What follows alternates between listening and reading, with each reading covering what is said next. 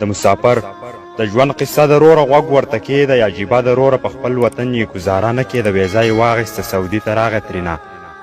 د ګل غوندې بچي پاتې شو لکه ګلونه د سپرلي پاتې شو په دې غرض چې مې بچي ماړه شي زما ګل رنګي ګلالي ماړه شي و کال یې دلته مزدوري وکړه خپلو بچو له یې خواري وکړه اخره دا چې ترېنه سا ووته په زړه یې ښه بلا غمونه یې وړه اخیره دا چې ترېنه سا ووته په زړه یې ښه بلا غمونه یې وړه لاش یې بندي په تلاجه کې پروت دی سا عجیبه غوندې قصه کې پروت دی اتیا زره کې پروت مطلوب دی ورله سغم د دې پیسو په کار دی تر څو چې دغه وصول شوي نه وي هم یې کپیل ته رسېدلي نه وي دی د وطن په لورې وړلی نه شو هم یې بچو ته رسولی نه شو دی د وطن په لورې وړلی نه شو هم یې بچو ته رسولی نه شو دلته چې څومره پښتانه اوسیږي ډېر درانه خلک دي درانه اوسیږي په عاجزۍ ورته یو سوال کومه دې مسافر سره مدد وکړه چې خپلې خاورې ته یې ورسوه مور یې په زړه سوری سوری ژړېږي بېوسه پلار یې خبر شوی دی مور یې هم چغې او سورې وهي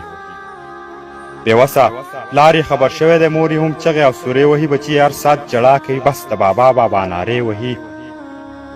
پښتنو ستاسو د مدد نه بغیر دغه ریالونه خلاصول ګران دي که تاسو جمع شوئ امداد مو وکړو نو بیا آسان دی ډېر آسان کار دی د یوې تورسرې د خاطر دپاره د یتیمانو د دې ویر دپاره 15 او 10 ریال راجمع کړئ چې دغه لاش وطن ته زر ورسو ګنې تر څو به یې تورسرې جاړي ګنې تر څو به یتیمان جړېږي دلته بلا بلا زلمي مړه شو مسافرۍ کې ګلالي مړه شو دلته کې ډېر ډېر ناچاران شته دی بېوسه خلک انسانان شته دی جوهرعلي په مزدورۍ کې مړ شي جوهرعلي په غریبۍ کې مړ شو